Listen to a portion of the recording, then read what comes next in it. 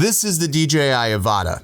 Now, I've had this drone for the past 4 weeks now, and I've pretty much been flying it every single day. Every chance I could, I've been flying it, putting it through some very tough situations that I would normally put my other Cinewhoops through.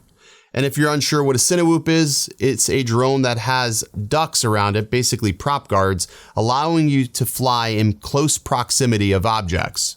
And in this video, I'm going to give you my unfiltered thoughts and opinions on this drone. Let's get started.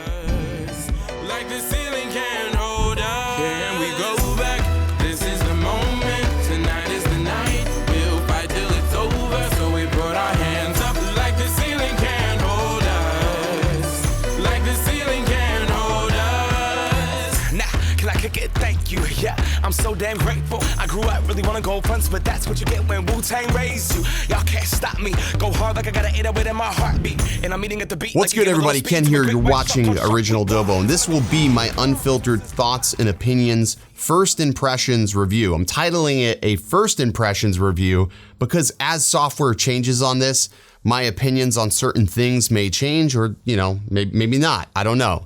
But really quickly, brief video disclaimer, DJI did provide me this drone. However, they are not paying me. They are not paying me any money. Zero money has changed hands between myself and DJI. So I just want to throw that out there really quickly.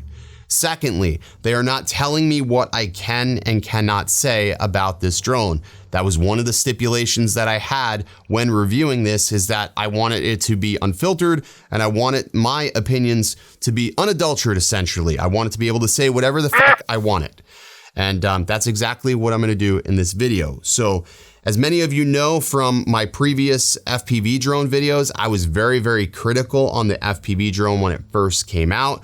But as they started doing updates to it, I started to grow to love it. But I still couldn't really figure out what I would use the FPV drone for professionally.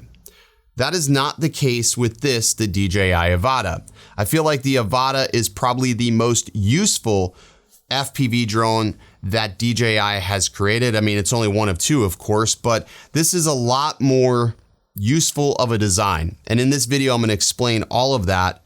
And hopefully you'll understand at the end of the video.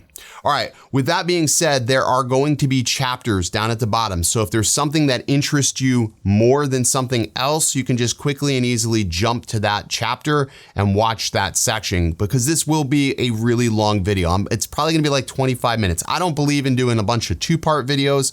There will be other videos to follow, but I'm not gonna break this up into like part 1, part 2, part 3, part 4, part 5. We're just not gonna, all right, I'm gonna shut up. Let's get into the build quality of this drone. So firstly, this is a Cinewhoop design. If you've never seen a Cinewhoop, or if this is the first time you've ever heard that term, basically it has duct guards all the way around each prop to protect it against flying near obstacles in close proximity.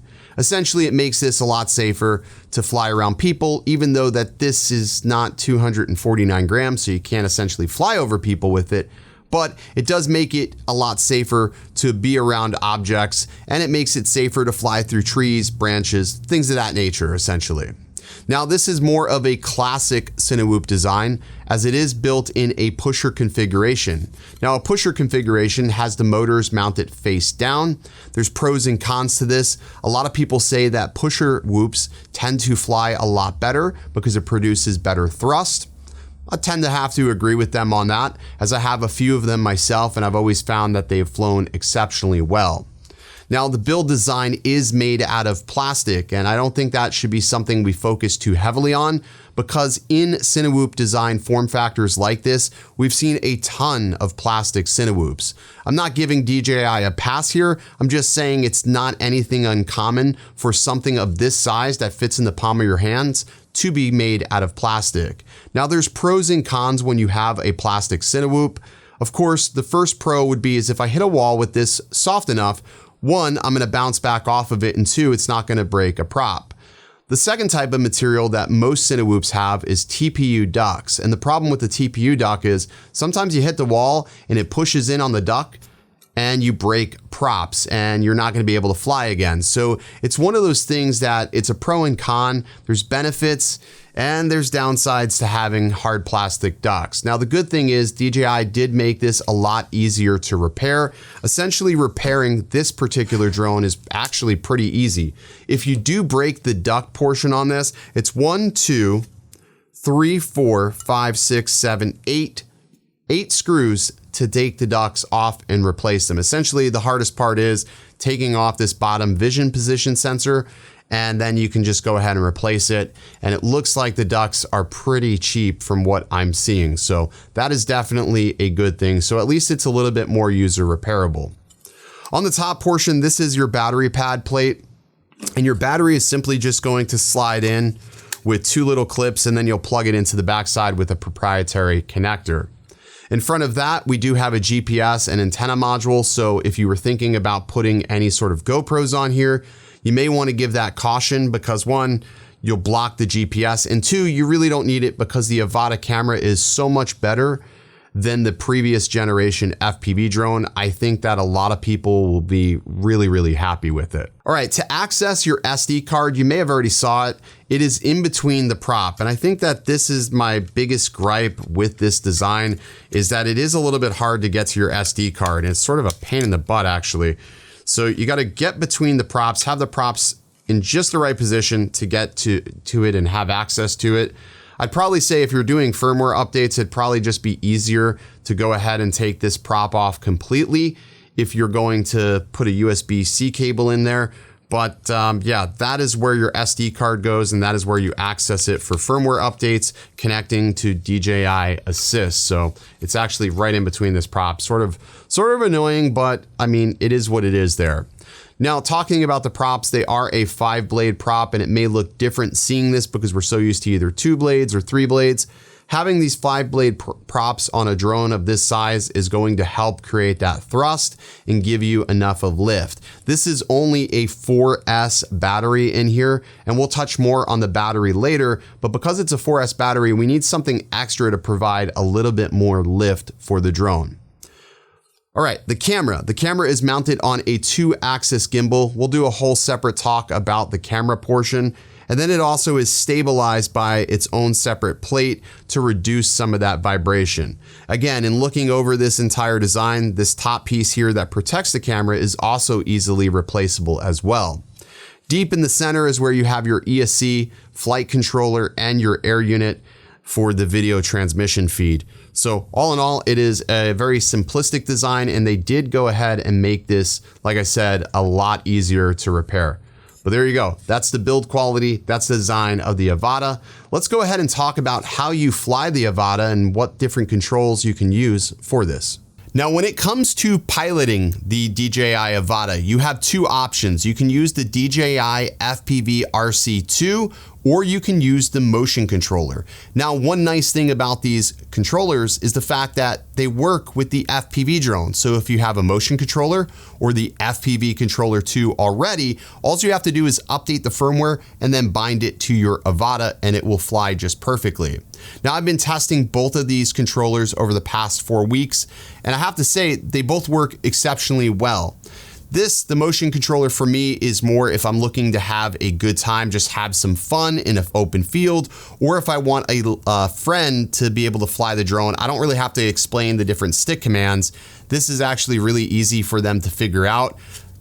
I mean, it's sort of self-explanatory, and I can sort of monitor what they're doing in hopes that they wouldn't crash it, which they did not. But I think that this is great for beginners. However, for the intermediate or pilot that is wanting a little bit more control, something a little bit more advanced, that is where the FPV RC2 really comes into play. I really love this controller. I get a good amount of control. And me as a pincher, I just feel like as a pincher, this is a very comfortable controller. Coming from the Tango 2, this feels right at home. Matter of fact, that this RC is actually the RC from the FPV drone.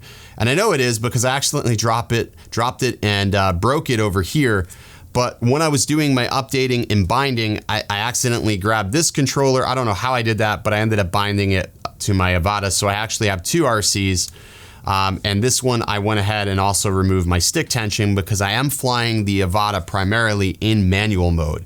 And yeah, by the way, that this does have manual mode. I know there was a lot of rumors going around that the Avata would not have a manual mode, but it does. It has manual, sport, and normal. And I think for many people, they'll find solace in the fact that you don't have to fly the Avata in manual mode. Matter of fact, that full video walkthrough I did of that house, which I'll play here more of it when we get to the camera section, I filmed that in normal mode, and I don't feel bad about it at all. All right, let's talk about the DJI goggles too, because we have a lot to unpack there. There's a lot of new things there with those new goggles that a lot of people are really interested in. Finally, new DJI goggles that are smaller and much more compact.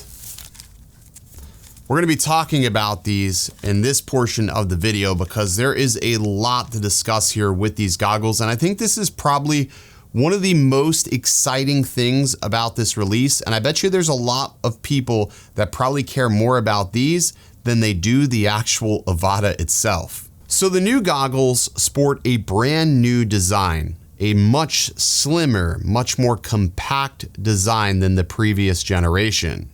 No longer do we have removable antennas. We now have two antennas that basically just fold out of place, just like that. And then they fold up and back down.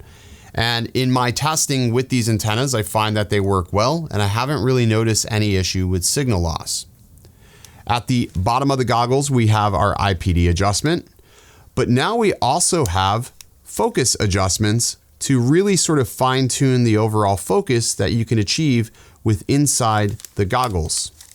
So I know a lot of people that have issues with being able to see one image, and it was never really a problem for me with the version 2 goggles, but I have friends that couldn't use Fat Shark goggles or goggles that were smaller and more compact where the lenses were closer to your face.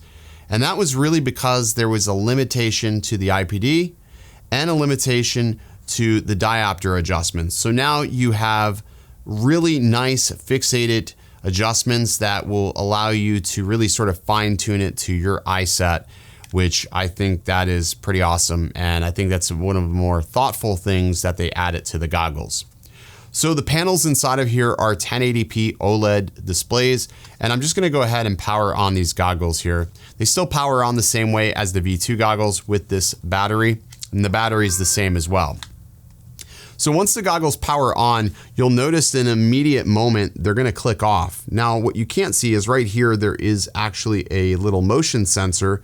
And if I cover that back up, you'll see the goggles go on. If I take my finger away, my goggles go off, and then they go back on again. Now, the reason why that this is here is because we are talking about OLED panels. And one of the things that OLEDs can experience if they are left on is screen burn-in.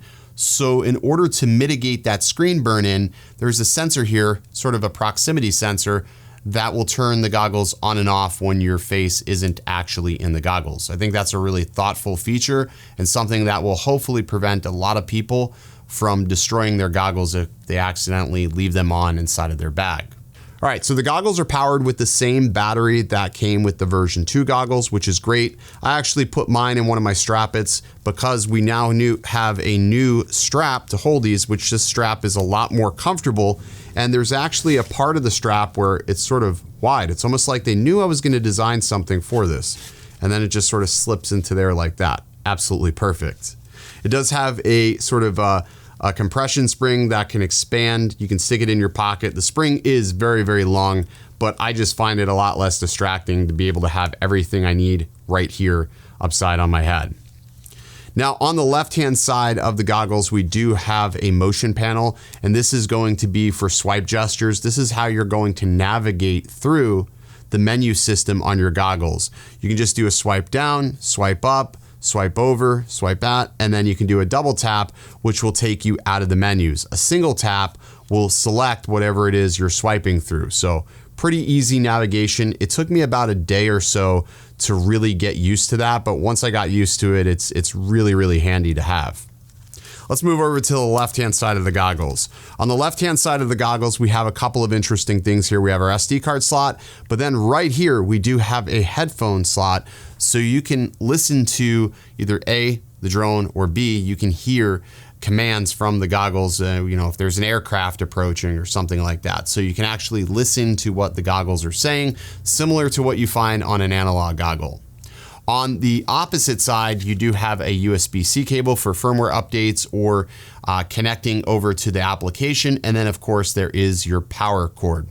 So that is the sort of the tour in the layout of the goggles. Now what I'm gonna do is bring in the V2 goggles so you can see the overall difference as far as size goes. So here's the size difference between the version 2 goggles and the goggles 2, or the Vision goggles, if you will. And just from the front, you can see there is a huge difference as far as size goes. When we set it on the table, there is honestly no contest in size and overall compactness. The new goggles are just so much smaller, so much more slim than the older version of goggles. Not only that, having these sort of collapsible antennas is just really going to be super handy for those people that want to travel. So I typically, when I do travel, I travel with the FPV goggles and I'll travel with the controller, and I like to put those in the top portion of my bag. And I'm just gonna sort of show you how much room I have now that these goggles are so much slimmer. So here's the bag that I'm using. I'm using the Torvald bag. And with the old goggles, when I would put them in here, you know, I couldn't fit, let's say if I wanted to fit a Mambo or something in here, I wouldn't be able to fit the Mambo in here. Yeah, you can fit the RC sort of like that, but now with these new goggles and with them being so compact, I actually have room for other things, and that's how nice they fit. I can actually put my camera in here as well, which is really great. Alrighty, so how do the new goggles fit on the face versus the old goggles? Well, as you can tell, my old goggles, I have the DJI foam, and honestly, these fit very comfortably with the foam. I really love the DJI foam. And for the most part, the only light leakage I have is down here at the bridge of my nose. That is the only light leak. But obviously I look like freaking Ant-Man with these things on. So let me go ahead and put the new goggles on so you can sort of see the difference here. And I'm gonna put these on, and there we go. So now with these goggles, one thing I will complain about straight out of the gate is the fact that right around here along the sides, I do get some light leak, and right here. It's maybe hard to see, but it doesn't quite fit around the side as comfortably as my V2 goggles. Now, part of that is the fact that these have just the stock foam, that pleather material, which is exactly what came with these goggles when they first launched. So what I do hope is, as we, you know, get the rollout done for these, that third-party manufacturers will create a foam for this, which will enhance the overall comfort. Because one other complaint I have with these goggles is that it does push down more on the bridge of my nose. And you know, if I'm talking or whatever, I get sort of nasally. But overall, I really love the design of these goggles, and I feel like as far as range and overall, you know, battery life and transmission, they do phenomenal. And you probably can't hear it, but there's also a fan in here as well, surprisingly, because these are so small, but I'll give you a listen. So that's the fan on the inside of these new Goggles 2. It's gonna be a confusing name because you have V2 and then Goggles 2.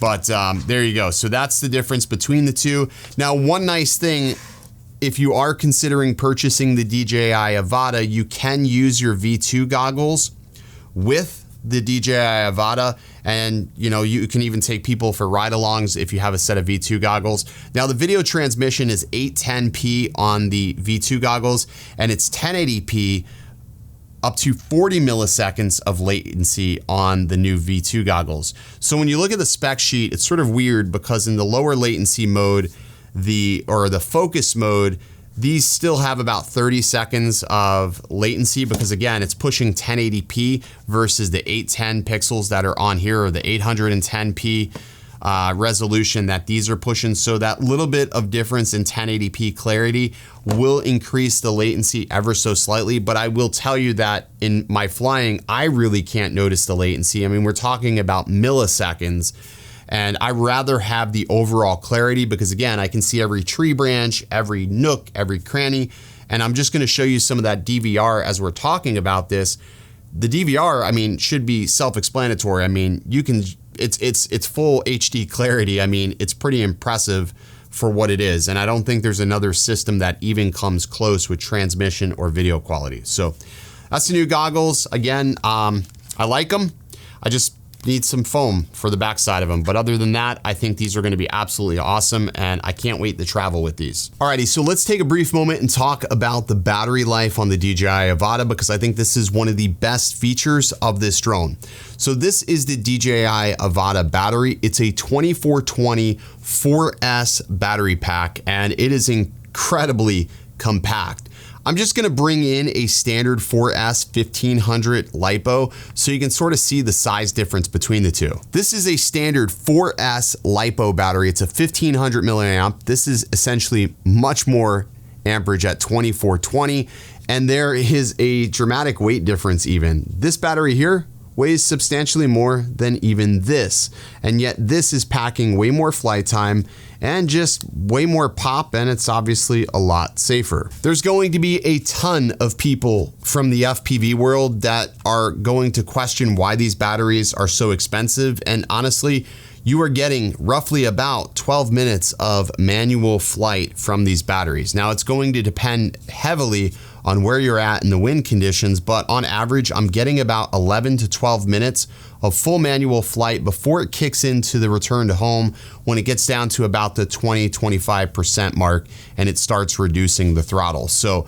I think that's pretty impressive and it's something I've never been able to achieve out of any of my FPV drones with a similar size battery. Now the kit I have the Fly More combination where it comes with 3 different batteries. The charger is pretty nice. I like it. It's just a straight rail similar to what you have on the Mavic 3, and then you just plug in the other end to a USB connection and it will charge the batteries. So pretty straightforward. About 11 minutes or so of battery life on a very, very small battery. I think one nice thing about having this setup that many can appreciate is the overall safety in these batteries versus standard LiPos. Like when I first started flying FPV, I blew up a handful of LiPos because I just didn't understand how to charge batteries. And it even happens today with me having experience that I do have. Accidents can still happen. So this will definitely help mitigate that problem for people that are unsure of the battery voltage, but you can see pretty nice little combination. And I think honestly 3 batteries is the perfect combination for this. It'll get you about 35 minutes of continuous flight. But if you're somebody who's looking for more, you can always add on 4 or 5 different batteries.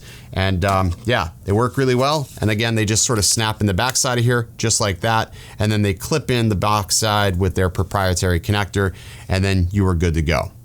All right, let's talk finally about the camera because I didn't realize how long this review was becoming. All right, let's talk about the Avata's camera because I know this is an area where a lot of people have some worry. But I want to put those worries at rest and just let you know straight out of the gate that this camera is absolutely freaking awesome. So it's a 48 megapixel, 155 degree field of view camera. It can film at a maximum frame resolution of 4K 60. There's also some 120 frames per second options, but of course at lower resolutions. And then of course there's also a 4K 50 frames per second option as well. Unfortunately, there still is not any 30 frames per second, which is a bit of a bummer because some people like to film at like slower frame rates, but again, I get it. You're actually seeing the camera that you're also flying and you're filming on. So to have those lower frame rates would probably be detrimental to flying. There's also Cine-like, so if you want to do some color grading, you can do that. You're more than capable of doing that. Unfortunately, there isn't any Cine-like preview, so you actually see whatever the camera sees. So if it's in Cine-like, that is what you are seeing. Now the Cine-like is very, very similar to the Mini 3. I was able to put my LUT on there and be able to use it for color grading, so it works perfectly in that regard. Now, low light capability on this drone has also been improved. It has a maximum ISO value, and I'm just gonna read this here. In manual, it can support 25,600 ISO, which is pretty crazy. Now, I tried to test it and see if I could get it in that high of an ISO, and at the time of recording this video, it wasn't able to get in that high of an ISO, but based on the specs, it can do that in manual. You're just not gonna be able to adjust that ISO. So keep that in mind if you wanna fly it in lower light situations. It does have some pretty extreme capabilities. In the automatic mode, it can go from ISO 100 to ISO 6400, and you can also set a cap of basically where you want the ISO to be, just like you could do on a GoPro. There's two different types of stabilization settings on the Avata built in. You have horizon steady, which basically will take out any of those sort of Dutch axis angles that you may get when you're flying. And then of course you also have rock steady. I can tell you straight out of the gate, rock steady is much improved, and the stabilization is going to be more than enough for most any individuals. However, if you find yourself needing something a little bit more or a little more dynamic, this now supports gyro data built into the Avata itself, so then you can take those files and dump them over into GyroFlow and stabilize it a little bit further, which I think is pretty damn cool if you ask me.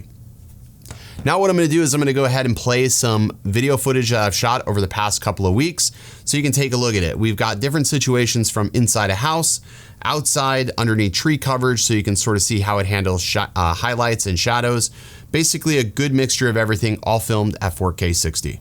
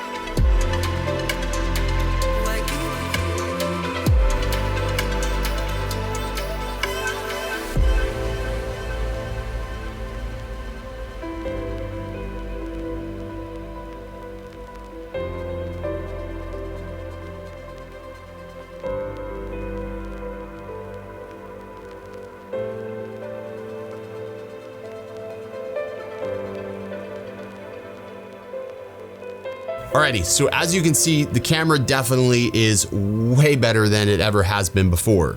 Another nice thing about this system is, at least in my kit, I was able to get ND filters, so you can get ND filters that clip on the front of here as well. So if you're buying the Fly More kit, you should be able to get ND filters in the box, which helps out tremendously. So I mean, all in all, I am very, very impressed with the camera on this. I think it is absolutely phenomenal, and it's going to be a reason why a lot of people don't even think about GoPro as they're flying this, because I think that this, with the flexibility of D-Cinelike and just the colors and the way it's able to balance highlights to shadows, they'll be perfectly fine with just this. Alrighty, so that's gonna wrap up a very long, in-depth review of this, the DJI Avata. Now, this is only my first impressions review. As I do with all products, I like to review them long-term, so as software updates hit for this or things tend to change, I will update you as need be. I'm also going to be releasing a series of other videos covering a little bit more of the niches surrounding the Avata, because again, this was a really long video, lots of information. If you want to take in some of the, the smaller bits of video, you can do that as well. I'll also link a card up here for my very first flight, the first time I strapped on the goggles and the first time I was able to fly this, and give you my opinions of that as well. It's not as long of a video, but I think you'll find that useful in understanding whether or not this system is right for you. All right, that's gonna do it for this video. I appreciate you all watching. If you haven't already, hit the subscribe button, and as always, stay original. I heard they checking for me, no one checking on me, so I had to go run up a check. I got the message on me, ain't no flexing on me, my attorney gon' call and collect. Blessings on blessings for me, my successes only made them envious, they got upset. I had to put all their egos in check. I want the money, the power, respect.